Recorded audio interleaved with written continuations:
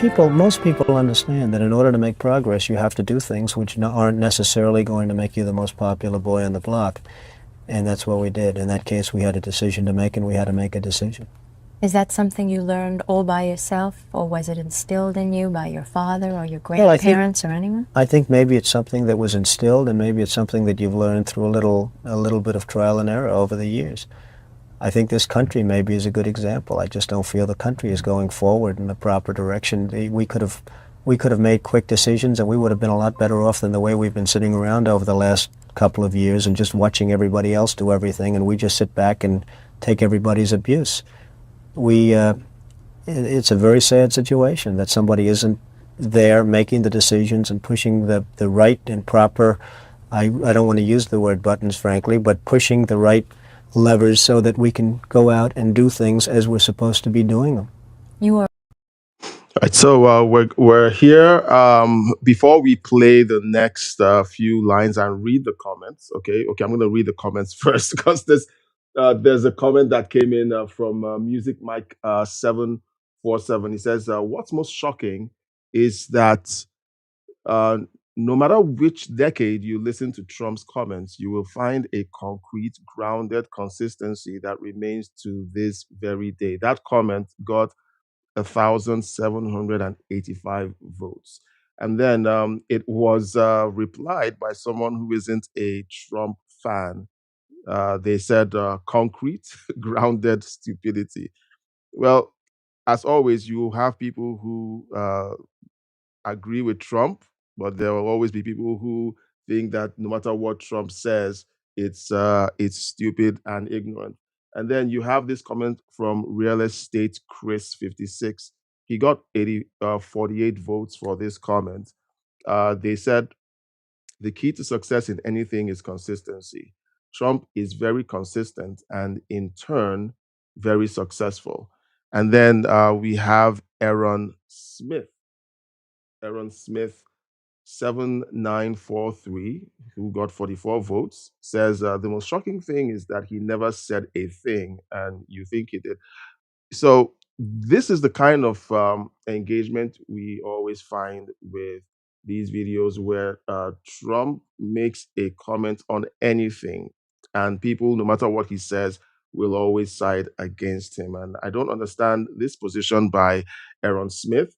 But it's a weird position, if you ask me. Same with Wall XZ, 45 votes for that comment. He says, "I wouldn't want to criticize the oil industry because I wouldn't know enough about it." Now, this is lining up with a comment he says in a bit. So, but before we go on, all right, I want to read this one line that Trump says. Okay, in 1980, 45 years ago, a 34-year-old Trump sat down for an interview and he said this. He says, "I don't think Iran would have our hostages for 10 minutes if they respected this country." Today, we're watching that interview together, and then we're going to be reading we've already read a bit of what they've been saying in the comments, and we're going to be reading more. And feel free to put your own thoughts in the live chat because we're going to be reading your thoughts in the live chat as well. You are a mover, you are a doer. If you could make America perfect, how would you do it? Well, I think that America is a country that has tremendous, tremendous potential. I think that much like the mind, I think that America is using very, very little of its potential. I feel that this country with the proper leadership can go on to become what it once was. And I hope, and certainly hope, that it does go on to be what it should be. What should it be?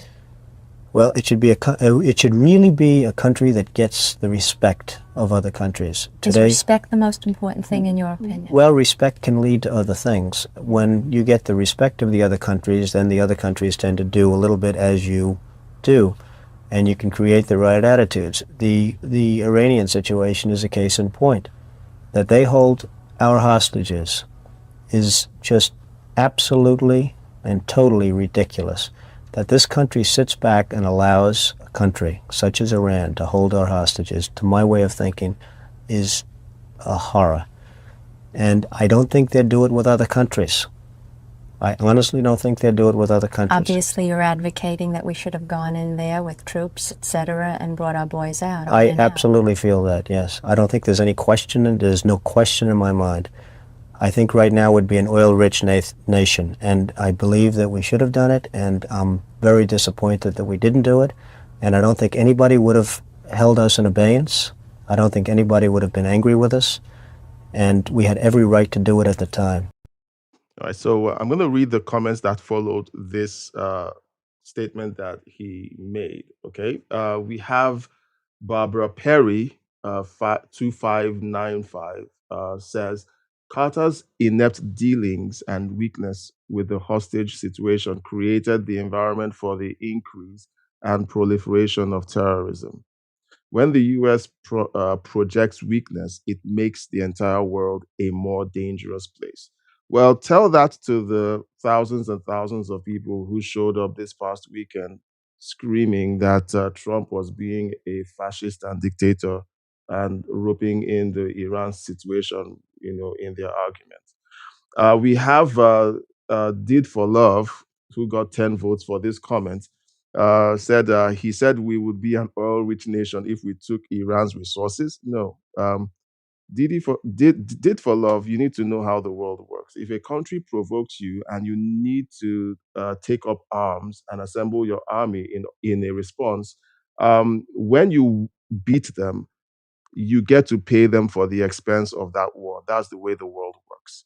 All right. And, in the past, and I've said this before, and I have to repeat it because it appears like when you say these things, people don't hear what you're saying. They just hear the thing they keep hearing on mainstream media, and those are the talking points that they keep parroting.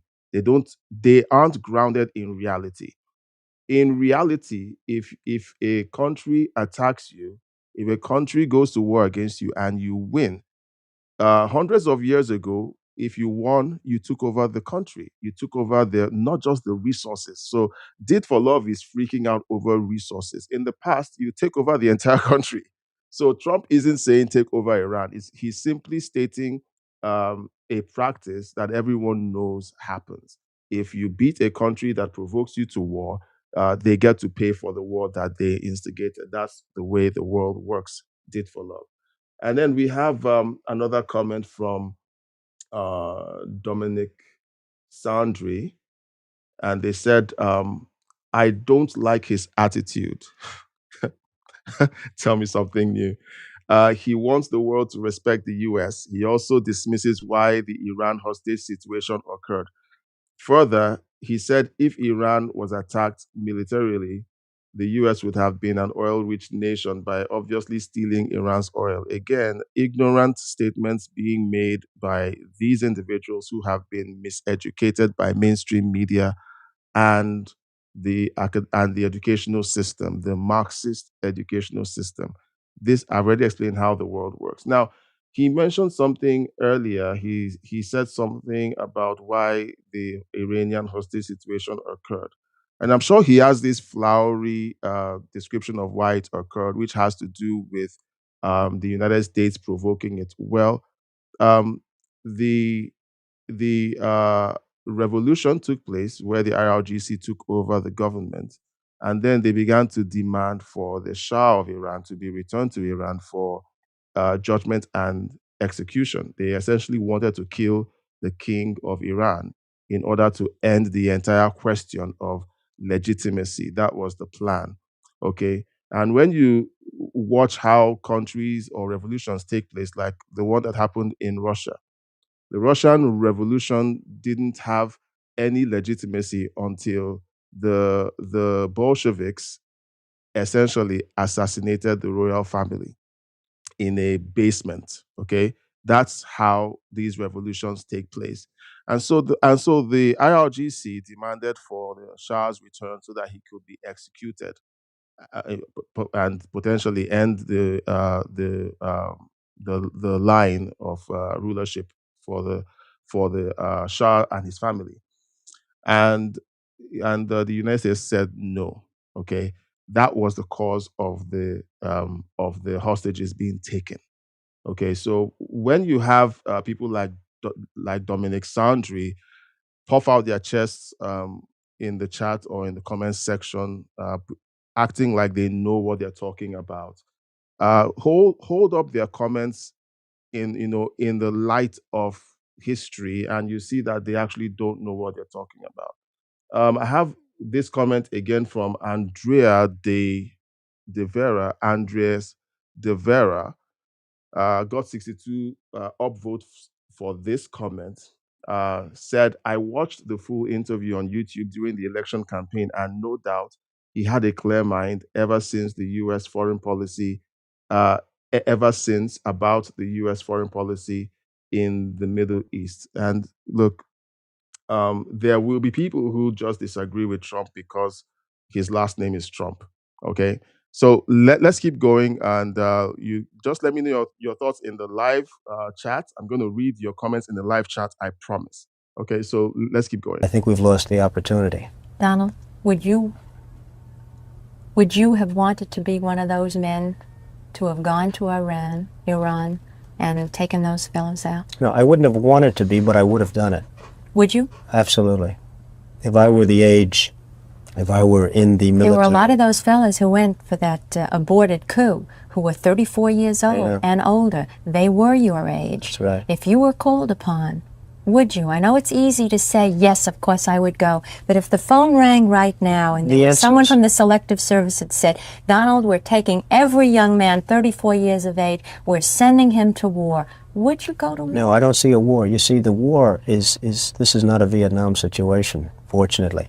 The war, in fact, with Iraq. There is a war waging there right now. Oh, yes, there is a war, and it's a war where nobody has any tanks, has any guns. It's a war where everyone's standing around. That would have been the easiest victory we would have ever won, in my opinion. When I look at television, I see men being shot up, legs being blown off. You're talking about two non-existent armies. I mean, Iran has an army composed of American equipment without parts and without anything else, and Iraq has a very weak army, and they're just really fighting each other. I mean, it's almost hand-to-hand combat. If you see now, they've run out.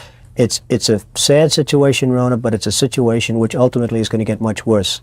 That little sparkle of war, that little sparkle is going to lead, in my opinion, to a much, much greater conflict, and I think that's very unfortunate. And I think a lot of it has to do with this country and the fact that this country is not more involved in terms of setting policy in that area. Do you think perhaps that the oil industry is responsible for this, as the late Shah once implied? Well, I wouldn't want to criticize the oil industry because I wouldn't know enough about it, but I can tell you that I think this country is responsible for that war by its own weaknesses. I don't think you'd have this war if they, again using the other word, if we were respected, properly respected as a country and as a people and as a nation. I don't think that you would have the war going on right now between Iran and Iraq. So that's a bold statement by Donald Trump. Now remember, this is 34-year-old Donald Trump. He's not President Trump yet, but he has very clear-cut policy statements about how the United States should be treated globally. And here's a statement from someone who obviously is not a Trump fan, Mohammed Islam. Nice name, dude. Nice name. To gain respect from other countries, you have to earn respect. You won't get respect if you bully other countries. If you respect other countries, they will respect you. You can't bully anyone to respect you. Look, guys, I'm posting all of this in the chat. Let me just respond to some of these comments, okay? This is what he thinks. He thinks that respecting other countries means that when they spit in your eye, you don't respond. All right? So that's essentially what Muhammad Islam is saying. That doctrine is essentially what people who hate America hope that you adopt. They hope that you let them get away with stupid actions against American citizens. Okay? Let's read another comment by David Duilio. David Duilio says, respect can be earned without being respectful. It's called fear. You wouldn't respect anyone you wouldn't disrespect someone you're afraid of. So you're wrong. Yep.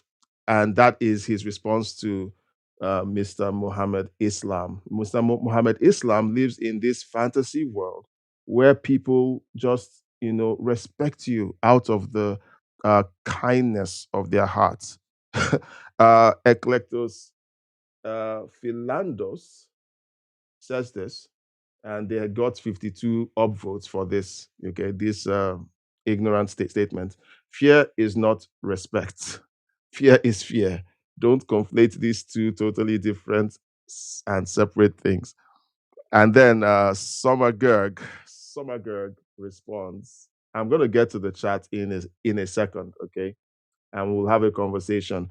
And Summer Gerg with 4 upvotes says, you have a fundamental misunderstanding of the Middle Eastern mindset. Strength, or at least the perception of it, is everything.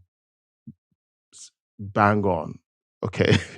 This guy knows what he's talking about. All right. Now, I'm going to go through this last round. Intergalactic Wrangler, I see you. Hi, and thanks for joining. Thanks for joining. I'm going to read your comments in the chat in a moment. So let's just listen to this last bit. I don't think that Iran would have our hostages for 10 minutes. If they respected this country, I don't believe they would have our hostages for 10 minutes. Yeah, so this was one of my old videos from last year with over 7,000 comments. So I decided that I was going to go through the comments and discuss some of the conversations happening in the comment section with you. Now, Intergalactic Wrangler, I'm going to read your comments right now because I did promise I'm going to read everyone's comments. I think most people are not old enough to know all the things that happened 47 years ago and continued till now, biblically or politically. And that is the biggest issue that I see with the coverage of the conflict with Iran from mainstream media. I personally feel that it is evil. I think, like, look at strange comments like this. Okay, I think this is one of those comments. Give me a second to make sure. We have this individual, Laura Gunning, says, responding out of fear versus out of actual respect are two very different things. There have been people in my life who I feared, but I was usually careful to act respectfully around them to preserve my own safety. But in my own private thoughts about them, I did not respect them at all. Well, that is a very, very different dynamic. Okay, you don't go around harassing or attacking people you're not afraid of. But if those people don't turn around to randomly attack you, you respect them because they actually don't throw their weight around. Okay, so Intergalactic Wrangler, you are very correct. You are very correct because we see this playing out again and again with all of the funny reporting happening with the mainstream media. Intergalactic Wrangler also says, I don't hate Islamic people, but the extremists hate me. What are we to do? Capitulate? I don't think so. And I totally agree. Now, guys, now I've read a bunch of comments and I see that some of you are sending live comments in the chat. Okay. Let me know your thoughts about the comments that you've heard and possibly respond to whatever comments you see in the chat because I'm going to read, and please be respectful, okay? Don't throw stuff out there that doesn't make sense, okay? We're having a rational conversation. If someone chants death to America regularly and essentially attacks your troops that are stationed overseas, sponsors the bombing of your embassies, and then attacks and kills American citizens who were attending a concert in Israel, okay, October 7th, 2023, anyone? And then all the while they celebrate the killing of American citizens and they sponsor the killing of American citizens. These people have been at war with you all the while.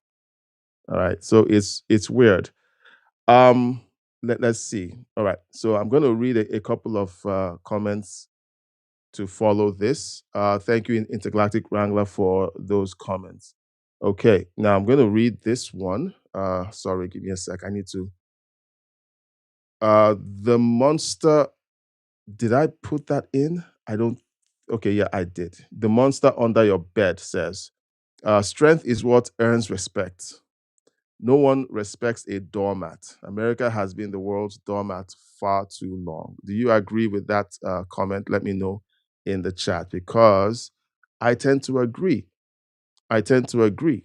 Do you recall that Jimmy Carter spent 444 days capitulating to the IRGC, begging and pleading with them and mewling about the hostages being held, American citizens being held in very dire circumstances.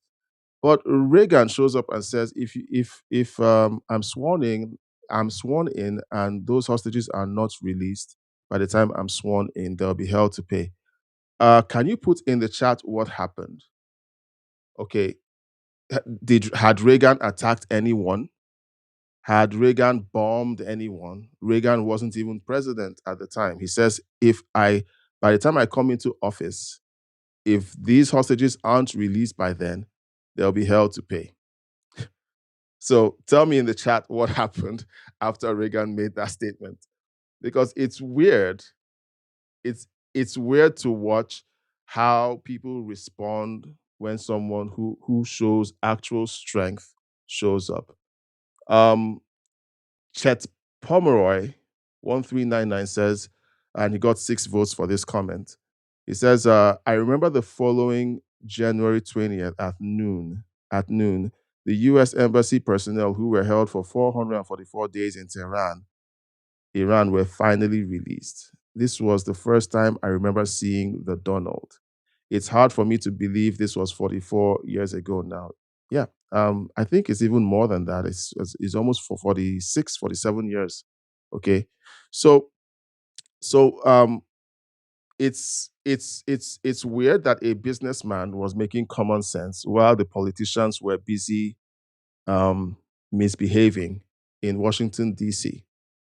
It's weird.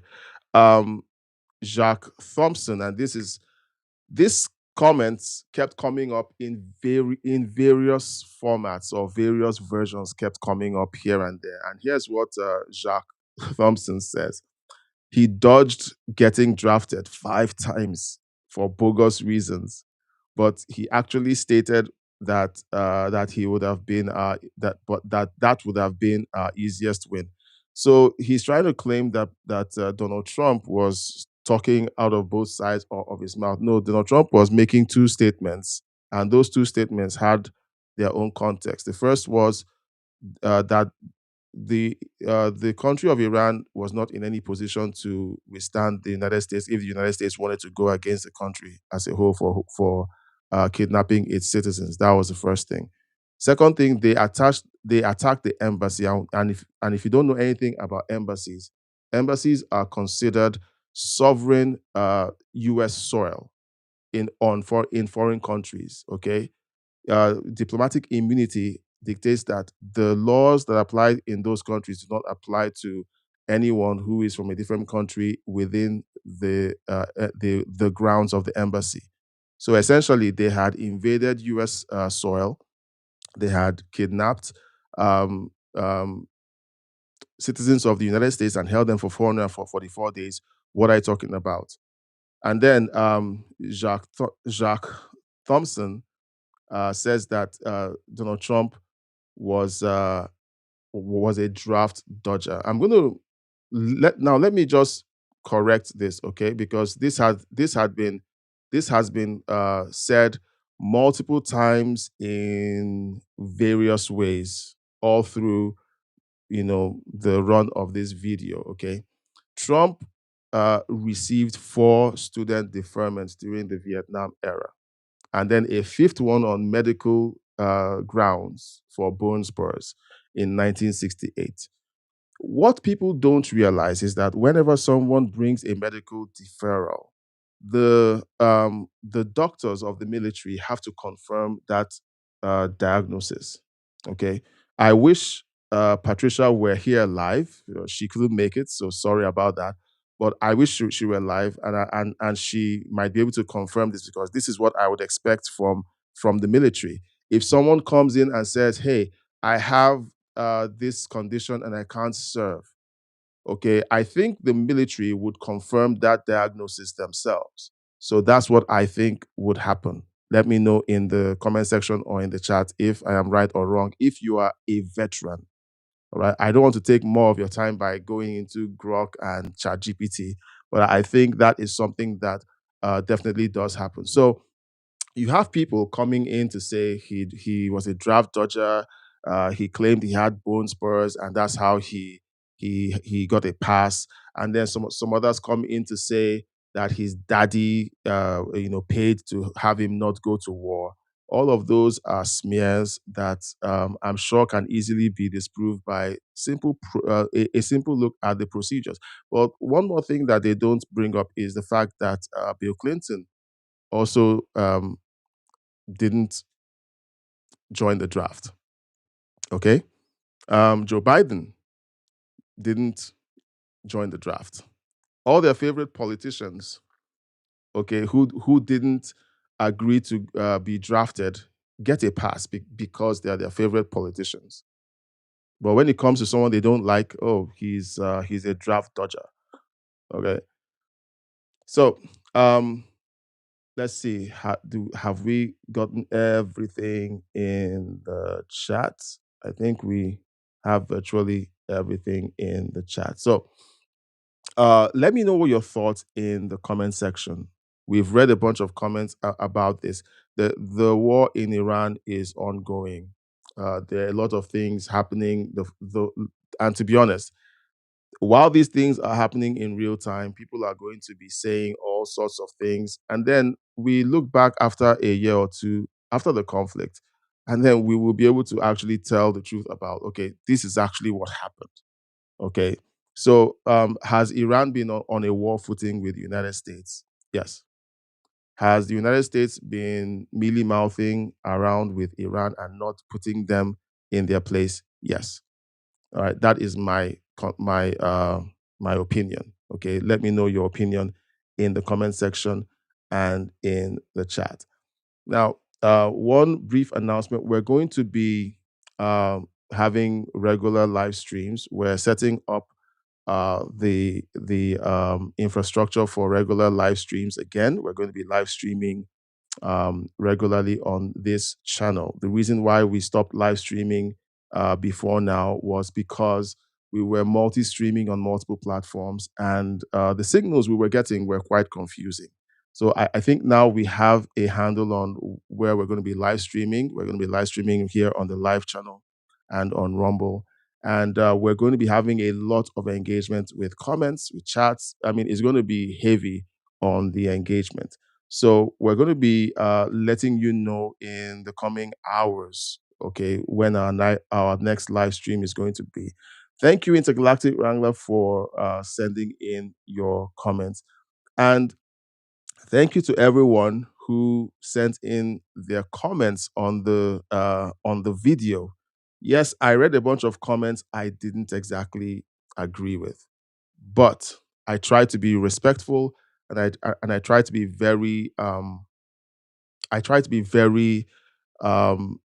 deliberate about how I break down your arguments and say, look, this is the right way to see things, and the way you're seeing them aren't exactly the right way to see them. I don't like using smears or expletives on people who they honestly gave their time to post comments in the chat, and I want to respect that. Now, and I want to say thank you if you posted a negative comment. Thank you for posting a comment in the chat. You took the time to do something in the chat, and I appreciate it. For those of you who posted positive, constructive comments or negative, constructive comments, thank you for doing that.